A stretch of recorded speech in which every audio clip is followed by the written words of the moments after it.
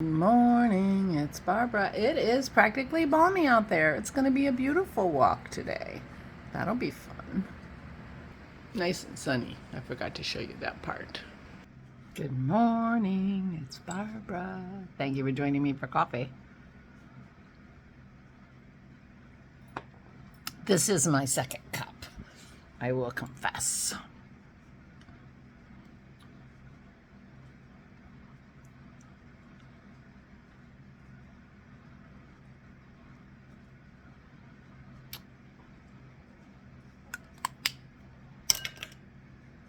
End of the beauty show. Apparently yesterday was like a cooking show. Christy teased me. She said, you talked about those Ritz crackers for 20 minutes. We made the Ritz crackers, and Dennis is not a big fan of piping, so we did not pipe. We made them in big sheets and cut them so that they got cut into squares. But I didn't think that worked out so great. Let me see if I can find one. The top kind of tore off. You know, you can see the bubbles in there. That's from the baking soda. Anyway, we've decided to pipe next time we make them, because there will definitely be a next time, and I will do the piping because, like I said, Dennis isn't a fan. But here is our Ritz cracker. These are a little thin, and I think piping them, they'll end up bigger, because he didn't, like, you know, tamp them down or spread them out or anything. They spread out on their own.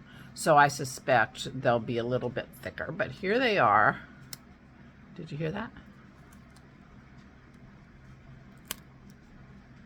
No, Maisie. No, you don't get in cracker. Stop. Got her foot up on the... Excuse me. Oh. I think she wants out. She's the in and out dog, and I have to get up to... Hold on. Let me go let her out. Okay. She's out now.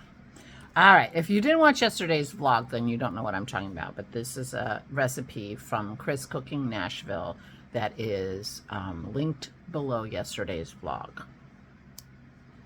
And they are Ritz-style crackers, but they're carnivore, which means they don't have any plant material in them at all. Can you hear me crunching? Maybe you don't want to hear me crunching. Maybe that's something that drives people crazy. So anyway, the texture's good. And the flavor is good. Now, I was talking about the powdered butter. One of the ingredients is powdered butter. When you make things, you know, you're trying to make things that are like normal food or food that people ate previously to going to a keto or a carnivore diet. You have to do all kinds of substitutions. And a lot of them are a little bit molecular so that you get the right consistency. Now, there's a slight aftertaste to these crackers that I can't really identify, but it might be the powdered butter. When I tasted the powdered butter, just, you know, with my finger in, it really did remind me of powdered milk that my mother used to make or buy. Back when I was a kid, I didn't really care for it as milk because it lost a lot of its, you know, good taste when it got powdered. But back in those days, that was the day when they were getting all fancy with food. I mean, the food companies, you know, that's when TV dinners were invented and all those things, you know. And powdered milk. And powdered milk has like a taste that is a little bit unique to powdered milk. And the powdered butter had that taste slightly. When I just put it on my finger. So it could be the powdered butter. It's not bad aftertaste. It's just an aftertaste that is not particularly Ritz crackery. But I can tell you that these are a winner for us. And you can see they have a little bit of, you know, Ritz crackers are a little bit cakey. I was thinking about Ritz crackers today. Do you remember back in the olden days? And some of you are probably not old enough to remember this. Or maybe Ritz crackers kept doing it much longer than I thought they did. But they used to have a recipe on the back of the box of Ritz crackers, which is mock apple pie. And they wanted you to make a pie with the filling of Ritz crackers. And it tasted like apple pie. So I think it was just sugar and cinnamon and all the whatever spices you put in apple pie and Ritz crackers. I just can't even imagine in this day and age eating a cracker pie. Anyway,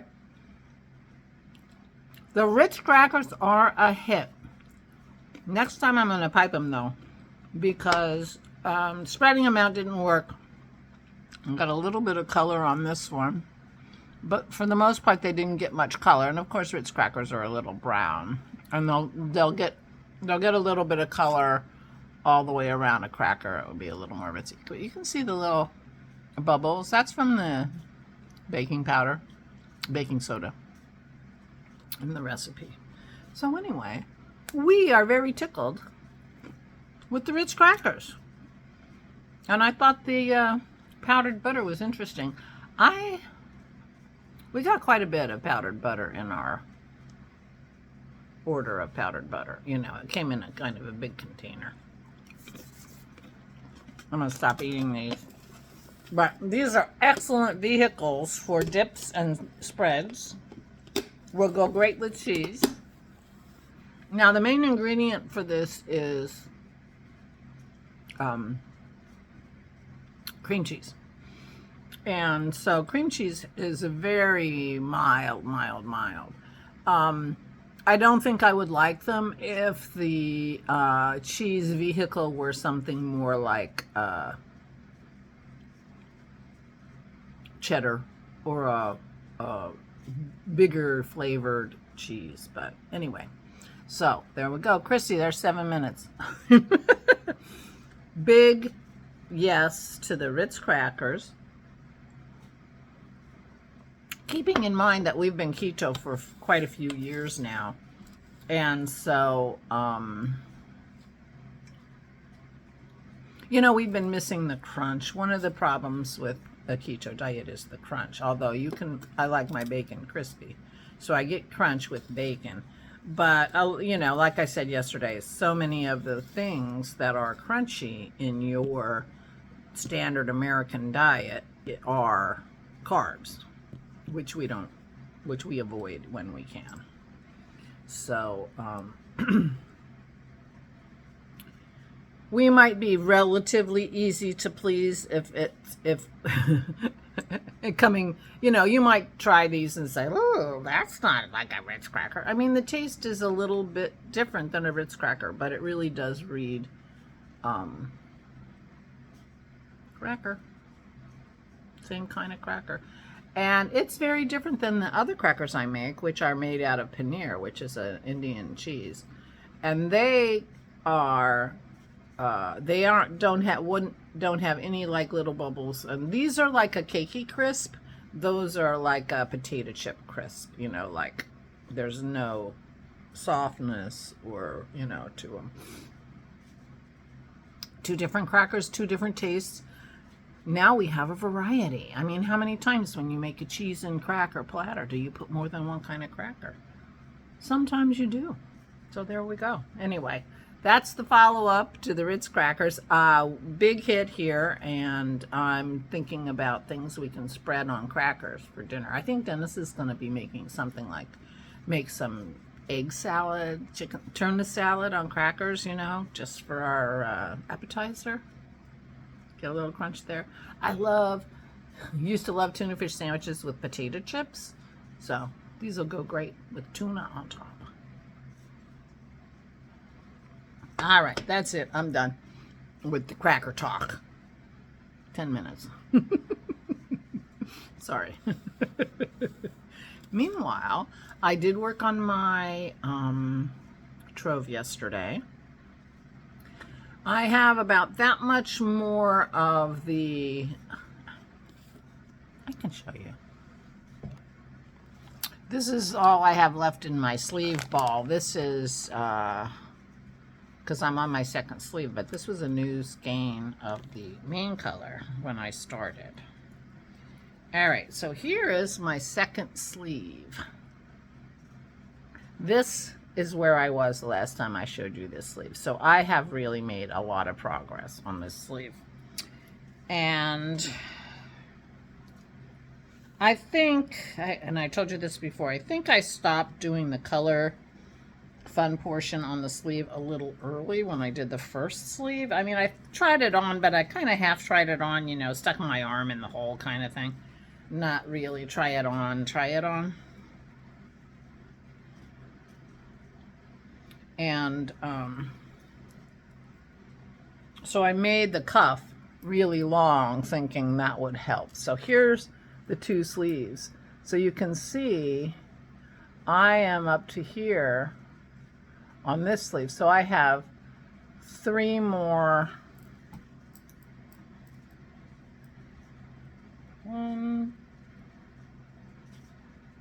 2, 3, 4 more sets of the pattern where I'm doing 1 row of one color and then 1 set of one color and then 2 sets of a color. So so anyway, you can see how much more I have to go on my second sleeve. So I am coming along very well. I also worked a little bit on the body since the last time you saw it, but only a little bit. That's where I was the last time you saw it. So I only worked 1 inch on the body, and then I thought, I really want to finish this sleeve. Because I really, to be honest, do enjoy working on the body more than the sleeve, and I kind of want to get it done. Which is how I roll. So I'm moving my markers, so next time I show you, you'll see where it was the last time you saw it.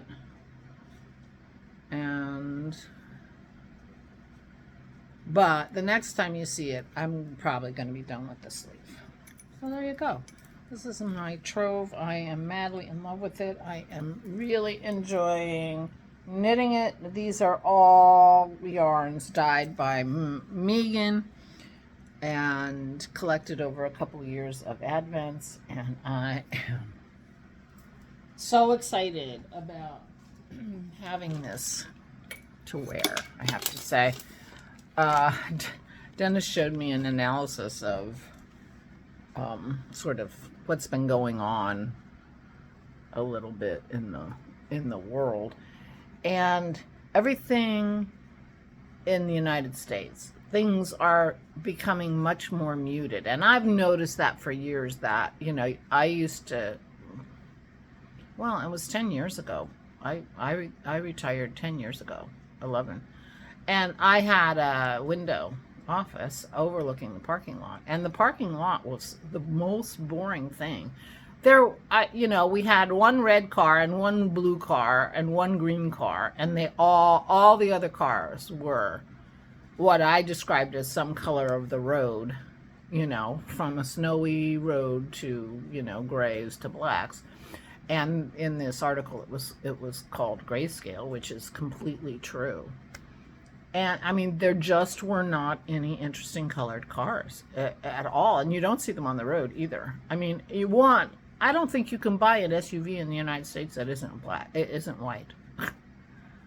They're all white. I suppose that's better than black, but anyway, they were showing like they're putting filters over film so that they look grayer. I mean, they were showing a picture of like a Napoleon movie, and Napoleon, you know, was wearing bright red and blue and, you know, whatever, and then they show what they showed on the film, and they put like a gray overlay over top of it, so it looks very muted. Very, I don't know, just Dickensian is what came to my mind. But anyway, it's like we're sucking the color out of our world in a way that's so weird, and you know, probably some psychological something, I don't know. But anyway, it makes me want to wear very bright colors, and I'm not wearing that bright of a color. It makes me want to just, you know, get orange and yellow and pink and just be a bright spot in the world with brighter colors, because, wow, crazy. Anyway, so this sweater is making me happy, as you well know. Now, we are having our year-long make-along, 2025 joyous make-along. Anything fiber-related that you are doing that's bringing you joy qualifies. There's a thread in the Flame and Fiber podcast Ravelry group, and people are posting pictures and comments and gorgeous, fun things. And please join if what you're doing is bringing you joy.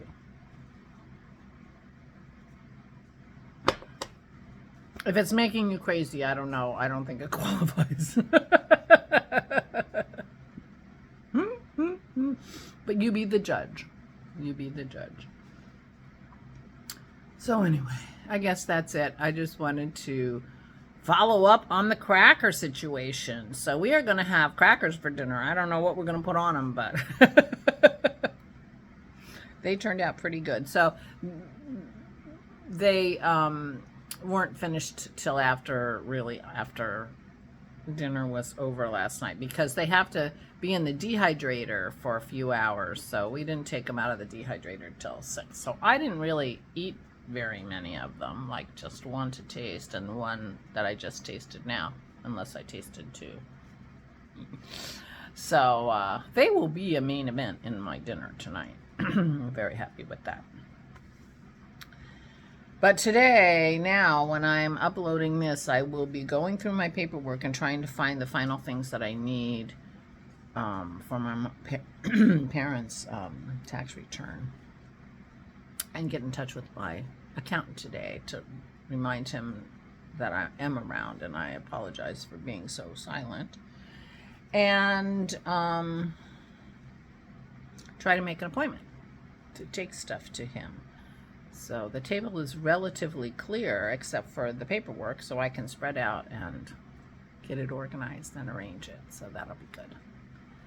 Meanwhile, I'm going to go. Thank you for joining me for coffee and chat.